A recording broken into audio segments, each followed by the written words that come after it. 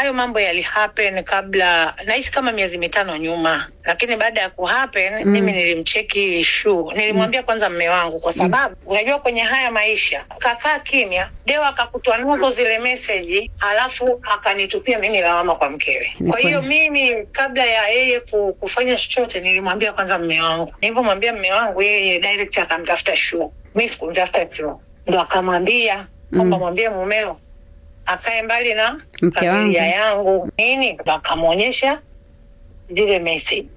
Shu akamuomba sana asiongee popote, na hata mimi aliniomba sana, Aisha ni stiri, mimi mwanamke mwenzio. Lakini nashukuru kwa kuwa umeniambia ukweli. Naelewa vizuri. Bila mimi nilimwambia labda shemeji tu alipitiwa, msamee, hii siwe chanzo cha nini? Cha kuvunja ndoa. Ilikuwa miezi 5 nyuma, hata kabla ya nilimshirikisha hata Shamsa Fodi.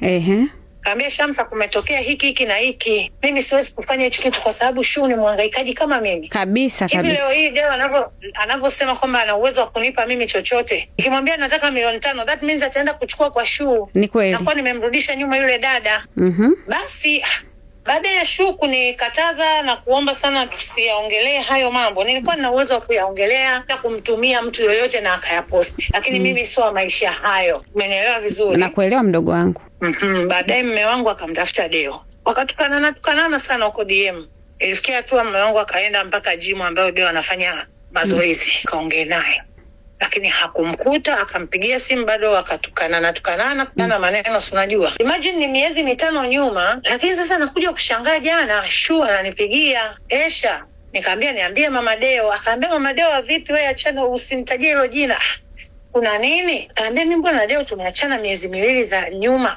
Mmeachana kuna shida gani? Nilishindwa kuvumilia, mambo ni mengi, sijui na hivi.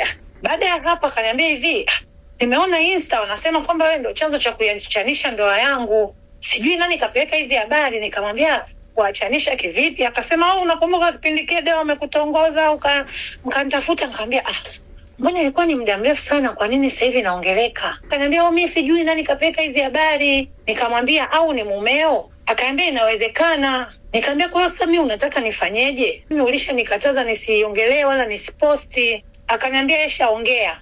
Sawa sawa. Ndio vizuri. Ongea ili yani watu wajue ukweli, kwa sababu hii itakukalia wewe vibaya. On top of that mimi nakuheshimu wewe na mume wako. Nikamwambia lakini too bad ulivyoniombaga nisifanye chochote, zile picha nilifuta zile. Akaambia mimi nazo na kutumia sasa hivi. Akazituma. Akaambia na uhakika Juma Lokole atakutafuta. Sasa kabla ya kusubiri mimi nitafutwe na Juma Lokole, niliingia WhatsApp nikamuuliza Juma, nimesikia unanitafuta. Juma akanipigia naye.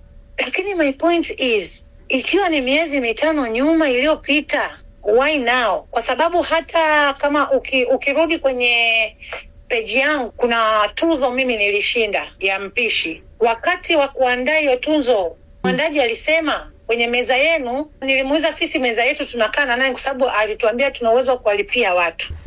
Mimi nikamwambia tutalipia VIP kama watu 7. Akasema basi haina shida, nitaweka pia na Shu na mumewe. Nikamwambia hapana.